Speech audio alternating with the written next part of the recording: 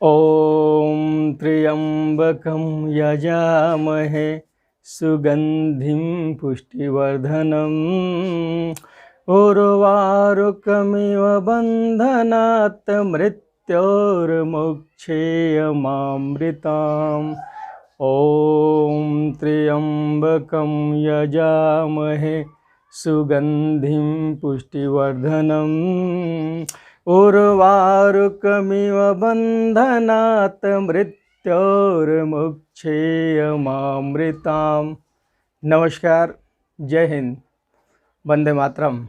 मित्रों, आपका उज्ज्वल classes RTP में स्वागत है। आज कक्षा 10 लेक्चर 5 में हिंदी काव्य से संबंधित जो पहला लेसन है, पहला अध्याय है, जिसका नाम पद है, जिसके रचनाकार सूरदास जी हैं। यह जो पद है, यह सूर सागर से लिया गया पद है। हमारी भारतीय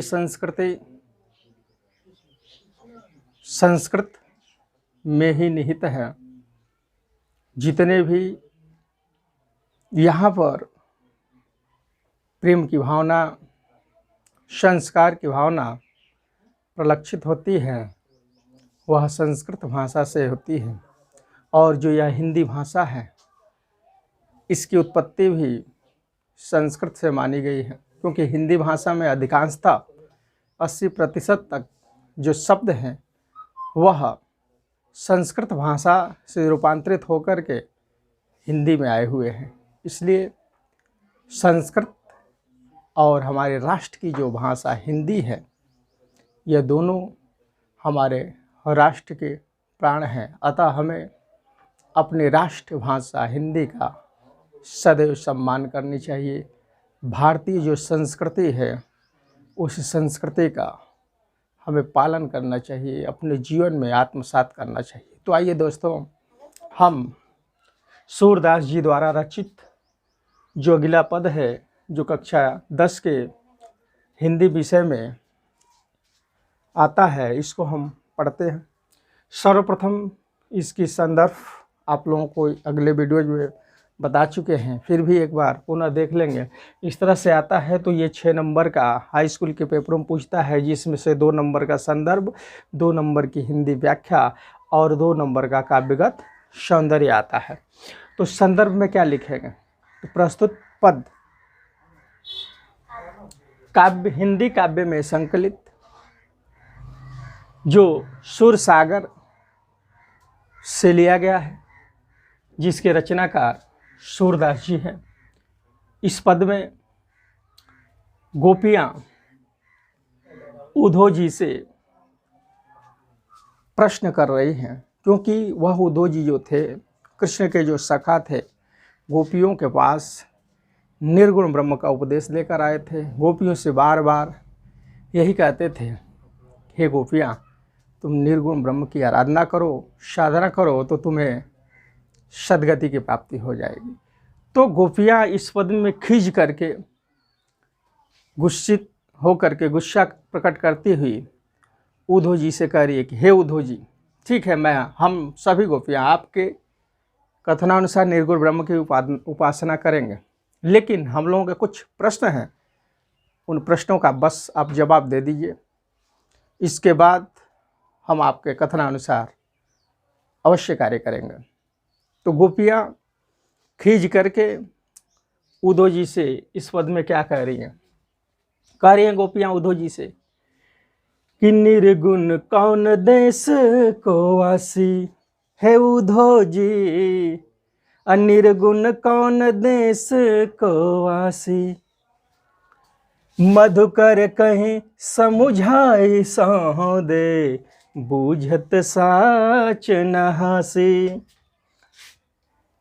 कौ है जनक कौ है जननी, कौ नारी कौ दासी है उद्धव, अनिर्गुण कौन देश को वासी। उद्धव जी से गोपियाँ कह रही है कि हे उद्धव जी, ठीक है, हम आपके निर्गुण ब्रह्म को मानेंगे, निर्गुण ब्रह्म की आराधना करेंगे, लेकिन हमारे प्रश्नों का आप जवाब दे दिए। बताइए कि जो वह निर्गुण ब्रह्म है, जिस गठरी को लेकर के हम लोगों के सम्मुख आप उपस्थित हुए हैं, बार बार हम लोगों को निर्गुण ब्रह्म की आराधना करने के लिए कह रहे हैं, बता दीजिए कि वह निर्गुण ब्रह्म किस देश का रहने वाला है, उस निर्गुण ब्रह्म का निवास स्थल कहाँ है, वह किस देश में बसता है, उसके घर का पता बता दीजिए। निर्गुण कौन देश को वासी, हे उद्धव जी, वह निर्गुण किस देश का रहने वाला है। मधुकर कहीं समुझाई सौह दे, सौह माने क्या होता है, कसम होता है, मधुकर माने क्या होता है, भौरा होता है। इतनी बात वो कहती हैं कि निर्गुण कौन देश को वासी, हे उद्धव जी, वह निर्गुण किस प्रदेश का रहने वाला है। संयोगवश इसी बीच एक भौरा आ जाता है, तो उस भौरा को लक्ष्य करके गोपियाँ उद्धव जी से कहती है कि हे भौरे, बहुत अच्छा हुआ जो तुम हम लोगों के बीच में आ गए, तुम ही बता दो। मधुकर कहीं समुझाहि सौह दे, बूझत साच न हासी। हे मधुकर, हे भौरे, तुमको हमारी सौगंध, तुम हमको समझा करके बता दो। बूझत साच न हासी, बूझत मने पूछना, साच मने सत्य, हासी मने हंसी। हम तुमसे हंसी या मजाक नहीं कर रहे हैं, तुमको हमारी सौगंध, जो कुछ हम पूछ रहे हैं उसको सत्य सत्य बताओ। कौ है जनक कौन है जननी, कौ नारी कौ दासी। जो यह उद्धव जी निर्गुण ब्रह्म का संदेशा लेकर आए हैं, तो उस निर्गुण ब्रह्म का जनक कौन है, अर्थात पिता कौन है, कौन है जननी, निर्गुण ब्रह्म की माता कौन है, कौन नारी को दासी, कौन नारी है और कौन दासी है। उस निर्गुण ब्रह्म का पिता कौन है, माता कौन है, स्त्री कौन है और दासी कौन है। हे मधुकर, हे भौरा, हे उद्धव जी, हमारे इन प्रश्नों का जवाब दो कि वह निर्गुण ब्रह्म किस देश का रहने वाला है, उस निर्गुण ब्रह्म का पिता कौन है, माता कौन है, नारी कौन है और दासी कौन है। इन सब प्रश्नों को हम आपसे सीरियसली होकर पूछ रहे हैं, कोई हंसी और मजाक आपसे नहीं कर रहे हैं। आप हमारे इन प्रश्नों का जवाब दे दीजिए, तो आप जैसा कहेंगे वैसा करने के लिए हम लोग तैयार हैं। अगला देखेंगे। गोपियाँ उद्धव जी से आगे कह रही हैं कि कैसे वर्ण भेष है कैसो, कि रस में अभिलाषी, पाओगे पुण्य कियो आपनो, अजेर करोगे गासी। है उद्धव निर्गुण कौन देश को वासी। है उद्धव जी, वर्ण माने क्या होता है, रंग। उस निर्गुण ब्रह्म का रंग कैसा है, उस निर्गुण ब्रह्म की वेशभूषा कैसी है, यानी कैसा वह वस्त्र पहनता है। कि रस में अभिलाषी, अभिलाषी माने इच्छा, उस निर्गुण ब्रह्म का किस रस में इच्छा है, अर्थात उस निर्गुण ब्रह्म को कौन सा रस अच्छा लगता है, खट्टा लगता है कि मीठा लगता है कि तीखा लगता है, उसको कौन सा रस अच्छा लगता है। इन प्रश्नों का है उद्धव जी हमें जवाब दे दो। पाओगे पुण्य कियो आपनो, जोर करोगे गासी। गासी माने क्या होता है, झूठ। और यदि इन प्रश्नों का जवाब देने में आप हमसे हे उद्धव जी झूठ बोलोगे, तो अपने किए गए कर्मों का फल अवश्य पाओगे। इसलिए हम आपसे अपनी सौगंध देकर पूछ रहे हैं, कोई हंसी और मजाक नहीं कर रहे हैं, कि वह निर्गुण किस प्रदेश का रहने वाला है, उस निर्गुण ब्रह्म का पिता कौन है, माता कौन है, नारी कौन है, दासी कौन है, उसका रंग कैसा है, उसकी वेशभूषा कैसी है और उसको कौन सा रस अच्छा लगता है। पाओगे पुण्य कियो आपनो, जेर करोगे गासी। गासी माने झूठ। यदि तुम इन प्रश्नों का जवाब देने में हे उद्धव जी झूठ बोलोगे तो अपने किए कर्मों का फल अवश्य पाओगे। तो जब इतनी बात गोपियां उद्धव जी से एक भंवरे को लक्ष्य करके प्रश्न कर देती है तो सूरदास जी कहते हैं, सुनत मौन है रह्यो बावरो, सूर सभे मत राशि। सुनत मौन है रह्यो बावरो, सूर सभे मति नासी। है उद्धव अनिर्गुण कौन देश को वासी।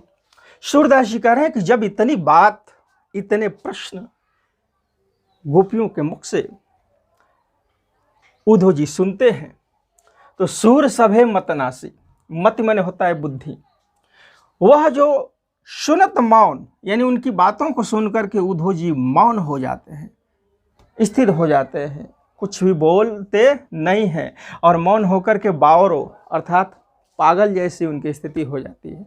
अर्थात इनके प्रश्नों का उनके पास कुछ भी जवाब नहीं रहता है और उनका सूर सभे मतनाश, निर्गुण ब्रह्म के प्रति जो उनके मस्तिष्क में जो ज्ञान चल रहा था वह निर्गुण ब्रह्म का ज्ञान विनष्ट हो गया और वो भी कृष्ण के भक्त हो गए, क्योंकि इन सारे प्रश्नों का जवाब उनके पास नहीं है। तो इस पद से यह मालूम होता है कि जो निर्गुण जो गोपियाँ हैं वो सगुण साकार ब्रह्म की उपासक है, कृष्ण की उपासक है। अगर उनसे पूछ दिया जाए कि तुम्हारा सगुण ब्रह्म कैसा है तो बिल्कुल बता देंगे कि मेरा कन्हैया सांवले रंग का है, सिर पे मोर पंख का मुकुट है, बांसुरी बजाता है, पीताम्बर पहनता है, यमुना नदी किनारे खेलता है, गैया चराता है। तो हमारा तो ब्रह्म वह है। तुम जो निर्गुण ब्रह्म लाए हो तुम्हारा ब्रह्म कैसा है, ये सब प्रश्नों का जवाब दे दो हे उद्धव जी। तो हम वादे के साथ कहते हैं कि आपके कथनानुसार हम अवश्य ही कार्य करेंगे, निर्गुण ब्रह्म की आराधना करेंगे, कृष्ण को भूल जाएंगे। लेकिन उद्धव जी के पास गोपियों के द्वारा पूछे गए प्रश्नों का जवाब नहीं था। तो ये इसकी व्याख्या हुई।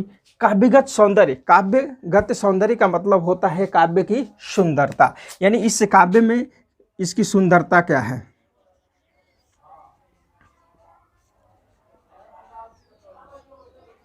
यानी इस काव्य की सुंदरता क्या है, इस काव्य में कौन कौन से पद हैं, कौन कौन से रस हैं, कौन छंद है, कौन सा अलंकार है, ये सब। तो काव्यगत सौंदर्य में लिखेंगे कि पहला जो पॉइंट होगा इसमें लिखेंगे कि इस पद में गोपियाँ उद्धव जी के ऊपर अपना खीस प्रकट कर रही हैं और उद्धव जी से निर्गुण ब्रह्म के बारे में पूछ रही हैं। ये पॉइंट हो जाएगा कि इस पद में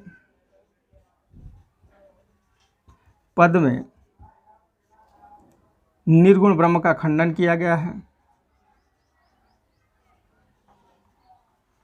निर्गुण ब्रह्म का खंडन किया गया है, ठीक है, किया गया है, क्योंकि निर्गुण ब्रह्म के बारे में जो गोपियों ने प्रश्न पूछा है उसका जवाब उद्धव जी के पास नहीं है। दूसरा जो पॉइंट होगा भाषा, इसमें भाषा कौन सी है, तो सूरदास जी की जितनी भी रचना है उसमें ब्रजभाषा है, ठीक है, ब्रजभाषा लिख देंगे, ब्रजभाषा। यहीं पे पूछ दिया जाए कि इसमें तीसरा जो पॉइंट होगा अलंकार कौन सा होगा, अलंकार। तो देखिए इसे अलंकार अधिकांशतः अनुप्रास अलंकार की जो छटा है दर्शनीय है, अनुप्रास अलंकार।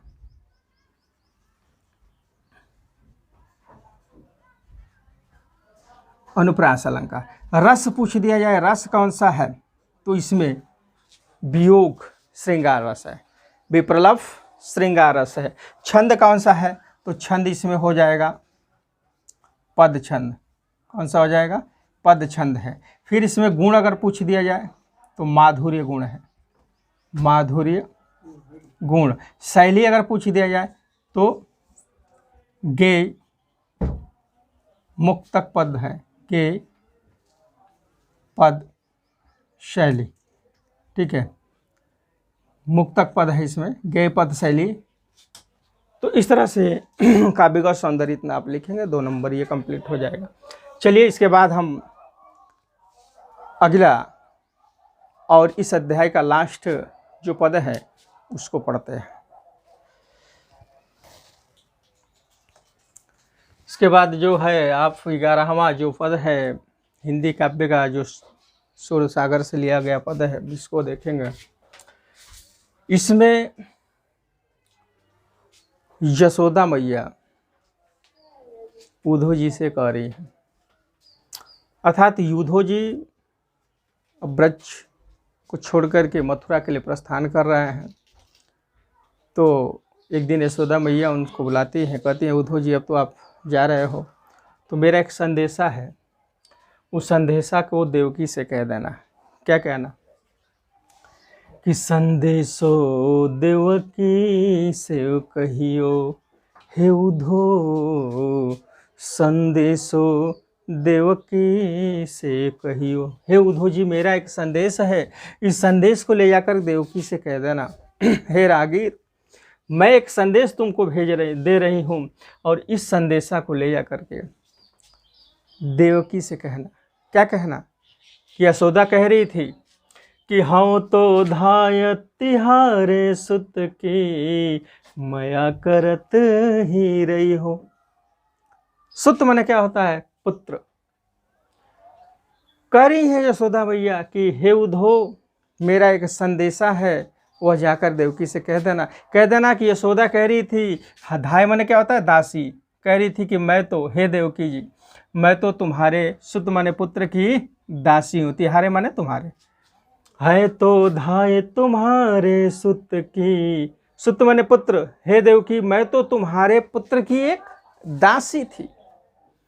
जैसे एक दासी किसी के पुत्र का पालन पोषण करती है, लेकिन उस पुत्र का वास्तविक जो माँ होती है वह कोई और होती है। उसी तरह कन्हैया की जो वास्तविक माँ है वह कौन है? देवकी जी है। लेकिन उस कन्हैया का लालन पालन करने वाली जो माँ है वो कौन है? यशोदा जी है। तो वही यशोदा जी कह रही हैं कि यह जो कन्हैया है बचपन से मेरे पास ही रहा है और मैंने ही उसका लालन पालन किया है। तो हे देवकी मैं तुम्हारे पुत्र की एक दासी हूँ, लेकिन फिर भी मैंने उसको पाला है तो उसके प्रति मेरी इतनी ममता है, इसलिए मैं कह रही हूँ कि माया करत ही रहियो, उस कन्हैया पर तुम हमेशा दया करते रहना, क्योंकि वो बहुत ही नटखट है, बहुत ही शरारती है। अगर कोई ऐसा कार्य करे तो हे देवकी उसको डांटना नहीं, उसको मारना नहीं, उस पर दया करना। है तो धाय तुम्हारे सुत की मया करत ही रही हो। देवकी जी ऐसा, यशोदा जी कह रही हैं कि मैं तुम्हारे पुत्र की दासी हूँ, उस लाडला कन्हैया पर तुम हमेशा दया करती रहना। यद्यपि टेव तुम जानते उनकी, तव मोहि कहीं आवे। यद्यपि टेव माने क्या होता है? आदत। यद्यपि हे देवकी तुम उस कन्हैया के आदत के बारे में नहीं जानती हो, इसलिए तो मोह कहीं आवे, मेरा कन्हैया के प्रति प्रेम है, इसलिए मैं व्याकुल होकर के तुमसे यही कहना चाहती हूँ कि उसके आदतों के बारे में हे देवकी तुम परिचित नहीं हो। वह कितना नटखट है, कितना शरारती है, कितना संकोची है। जितना मैं उसके आदत के बारे में जानती हूँ हे देवकी तुम नहीं जानती हो। तो मैं एक पालिता माँ होने के कारण कृष्ण के प्रति जो मेरी ममता है, हमेशा यही सोचती रहती हूँ, व्याकुल होकर के सोचती हूँ कि मेरा कन्हैया वहाँ कैसे रहता होगा, देवकी को परेशान तो नहीं करता होगा। तो किसी तरह का कोई शरारत करे हे देवकी तुम उस पर हमेशा दया करना, उसको डांटना नहीं।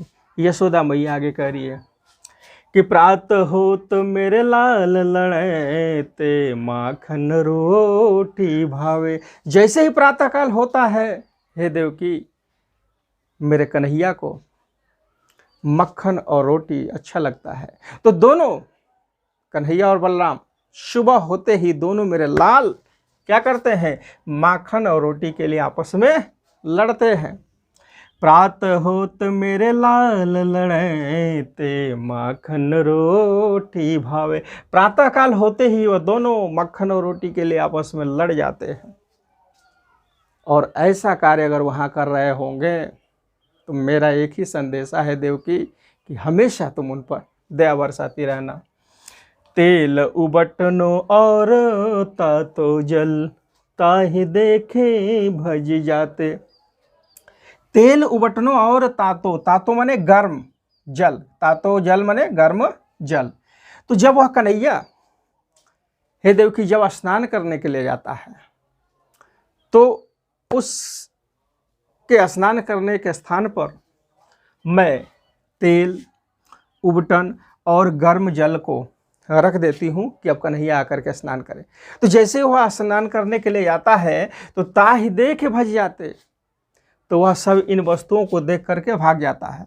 तेल को, उपटन को और गर्म जल को देख करके भाग जाता है, कहता नहीं मैं ये सब नहीं लगाऊंगा, इन सब को हटाओ। तो फिर मैं क्या करती हूँ, तेल को, उपटन को, गर्म जल को उस घुसलखाने से हटा देती हूँ, नहाने वाले स्थान से हटा देती हूँ। और फिर वह स्नान करने जाता है, और स्नान करने जाता है तो फिर क्या करता है, जोई जोई मांगत सोई सोई देती, क्रम कर्म करे है नहात। इसके बाद वो स्नान करने के लिए जाता है और कहता है कि भैया तेल लाओ, तो तेल लेकर जाती हूँ। तो फिर कहता है कि उपटन लाओ, जो शरीर पर लगाने का उपटन होता है, हल्दी होता है, तो उस उपटन को मांगता है। तो उपटन लेकर जाती हूँ, तभी कहता है कि गर्म जल लाओ, ये ठंडा पानी मैं से नहीं नहाऊंगा। तो फिर मैं ठंडा पानी को हटा करके गर्म पानी उसको देती हूँ। तो जोई जोई मांगत सोई सोई देती, जैसे जैसे वह जो जो वस्तुएं मांगता है हे देवकी मैं वह वस्तु क्रम क्रम से मैं उसको देती हूँ। तो अगर इस तरह का कोई भी शरारत मथुरा में तुम्हारे पास कर रहा होगा तो मेरा एक ही संदेशा है कि तुम सदैव उस पर कृपा बरसाते रहना, दया करते रहना। सूरपतिख सुन मोहि रैन दिन, बढ़्यो रहत उर सोच, मेरो अलक लड़े तो मोहन, है करत संकोच। सूर पथिक सुन मोहि रैन दिन, यशोदा मैया उस पथिक अर्थात उद्धव जी से कह रही है कि हे उद्धव जी, हे राहगीर, हे पथिक सुनो। मोहि माने मुझे, रैन माने रात, दिन, रात और दिन हमेशा कान्हा की ही चिंता लगी रहती है।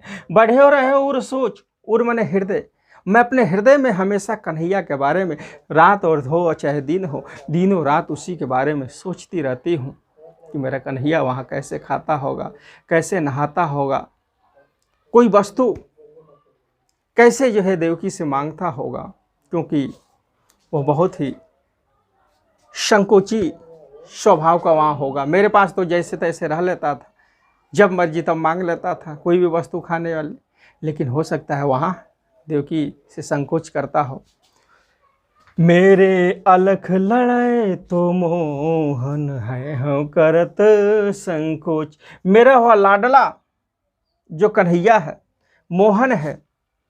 हे देवकी अगर तुम्हारे पास कोई वस्तु मांगने में संकोच करता हो तो हे देवकी तुमसे मेरी विनती है, प्रार्थना है, संदेश है कि तुम भी उससे पूछ लेना कि हे कन्हैया तुम्हें कुछ चाहिए, क्योंकि हो सकता है वो तुमसे मांगने में कुछ वस्तु संकोच कर रहा हो।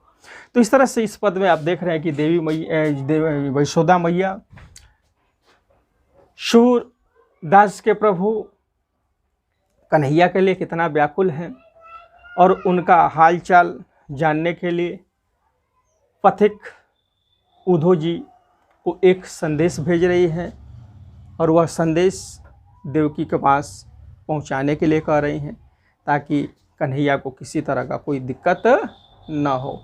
इस पद में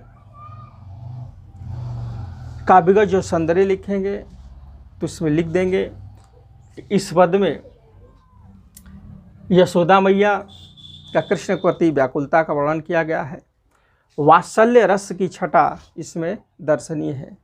जो सूरदास जी हैं वात्सल्य रस सम्राट उनको कहा गया है। तो इस पद में जो रस है वह कौन सा है? वात्सल्य रस है। एक माता का एक बच्चे के प्रति जिस पद में प्रेम होता है उस पद में वात्सल्य रस होता है। ब्रज भाषा है और माधुरी गुण है। ज्ञात्मक पदात्मक इसमें शैली है और इन शैली में इस पद को सूरदास जी ने लिखा है। जो पद है यह सूरदास जी द्वारा रचित है, जो सूर सागर से हिंदी काव्य में संकलित है। तो इस तरह से आपने पहला जो अध्याय है कक्षा 10 का हिंदी काव्य का, उस पद को आपने पढ़ा और जो भी इसकी व्याख्या है उस व्याख्या को आपने समझने का प्रयास किया। मुझे पूरा विश्वास है कि आपको मेरे द्वारा पढ़ाया गया यह पद अवश्य समझ में आया होगा। अगर नहीं आया होगा तो कृपया एक बार कमेंट करो कि सर इस तरह से हमें समझ में नहीं आया है, एक बार हमें बताइए, फिर अपनी शैली को हम परिवर्तित करके आपको पढ़ाएंगे।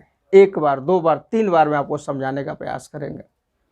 लेकिन मुझे पूरा विश्वास है कि आपको एक बार में ही पढ़ाने में यह समझ में आ गया होगा। और अगर समझ में आ गया होगा, मेरा यह वीडियो आपको अच्छा लगा होगा, तो प्लीज़ मेरे इस चैनल उज्ज्वल क्लासेस को सब्सक्राइब करना, बेल आइकन दबाना। और इस कोरोना जैसी वैश्विक महामारी में आपकी तरह घरों में जो बच्चे बैठे हुए हैं, यूपी बोर्ड से संबंधित उन बच्चों के पास भी यह जो पहला चैप्टर है जिसका मैंने पूरा वीडियो बना दिया है, इस वीडियो को अधिक से अधिक मात्रा में शेयर करना। इन्हीं सब बातों के साथ मैं अपनी वाणी को विराम देता हूँ। जय हिंद, जय भारत।